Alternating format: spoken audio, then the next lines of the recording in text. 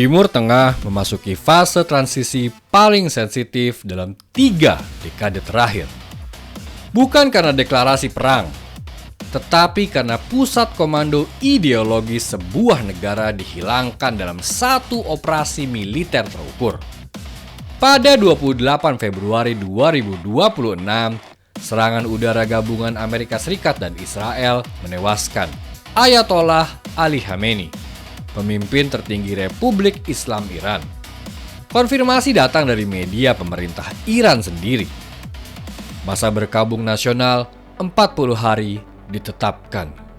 Simbol negara ditegakkan.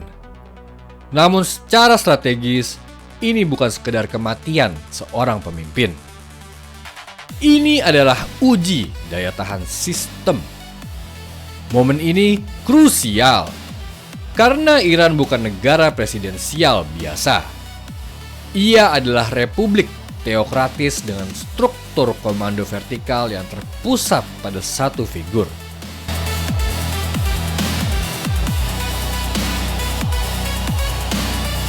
Khamenei memimpin sejak 1989. Selama lebih dari 3 dekade, ia menjadi titik akhir setiap keputusan strategis, dari program nuklir, hubungan dengan Rusia dan Cina, hingga arsitektur jaringan proksi di Lebanon, Suriah, Irak, dan Yaman. Dalam beberapa bulan terakhir sebelum kematiannya, ketegangan meningkat tajam. Israel memperluas operasi intelijen dan militer terhadap target Iran di kawasan. Amerika Serikat memperketat tekanan keamanan. Iran melalui jaringan proksinya mempertahankan tekanan asimetris.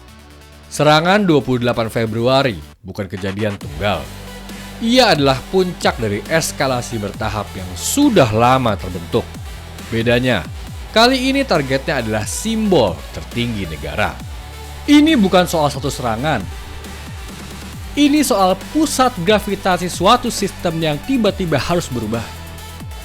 Dan dalam geopolitik, peristiwa seperti ini selalu menghasilkan perhitungan baru.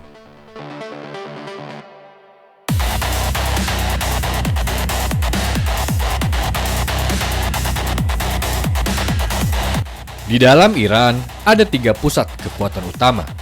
Pertama, Assembly of Experts, lembaga ulama yang secara konstitusional berwenang memilih pemimpin tertinggi. Mereka menjaga legitimasi agama sistem. Kedua, Islamic Revolutionary Guard Corps atau IRGC. Ini bukan sekedar militer.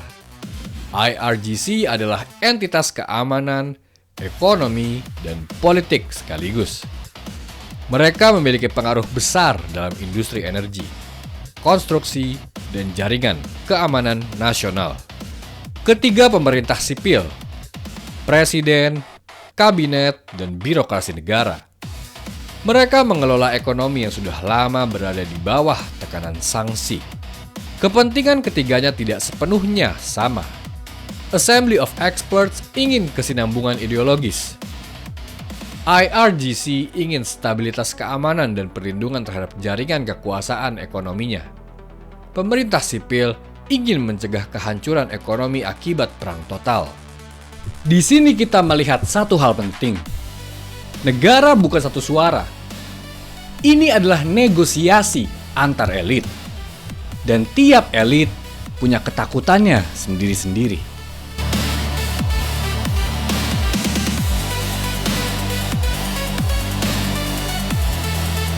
Konstitusi Iran mengatur bahwa pengganti harus dipilih secepat mungkin oleh Assembly of Experts. Namun dalam praktiknya, proses ini bukan sekedar formalitas. IRGC memiliki pengaruh koersif terbesar.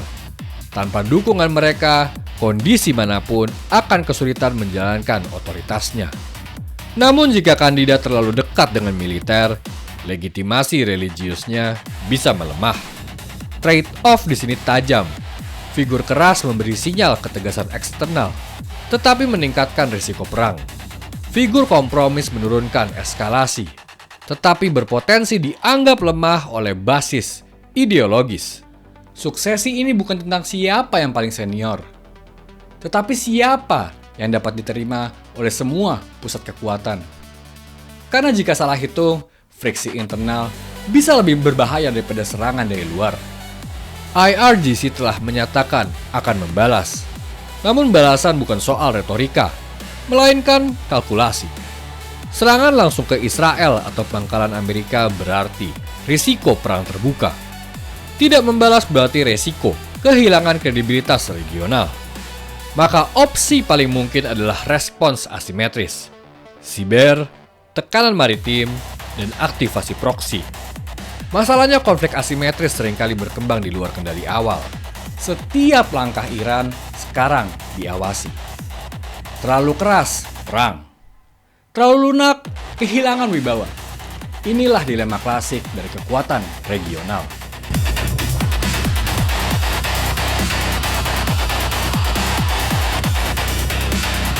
Iran menghadapi tekanan eksternal dan internal secara bersamaan. Sanksi bisa diperketat, infrastruktur bisa menjadi target, ekonomi domestik bisa terguncang. Periode paling rawan adalah sebelum pemimpin baru benar-benar mengkonsolidasikan kekuasaan. Dalam fase ini, salah sinyal dapat memicu eskalasi yang tidak direncanakan. Namun struktur Iran cukup terinstitusionalisasi untuk menahan guncangan figur. Transisi selalu melahirkan celah. Dan celah adalah momen paling berbahaya dalam politik kekuasaan. Disitulah momen ketika kesalahan kecil dapat berubah menjadi sistemik.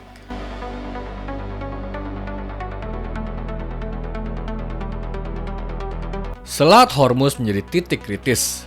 Gangguan kecil saja dapat menaikkan harga minyak global. Negara-negara Teluk berada dalam posisi defensif. Tidak ingin Iran terlalu dominan, tetapi juga tidak ingin perang terbuka. Eropa dan Asia akan merasakan tekanan energi. Pasar global akan bereaksi terhadap ketidakpastian, bukan hanya terhadap perang aktual. Kadang yang mengguncang pasar bukan perang, tetapi kemungkinan akan perang. Ketidakpastian adalah komoditas paling mahal dalam sistem global.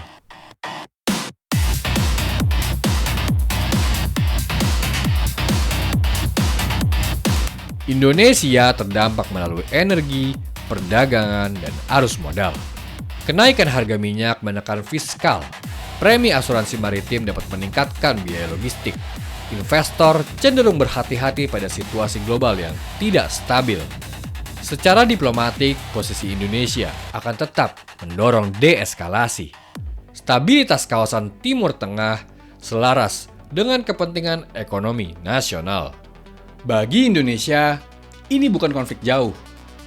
Ini soal stabilitas rupiah, biaya logistik, dan harga energi. Geopolitik selalu terasa sampai ke dapur.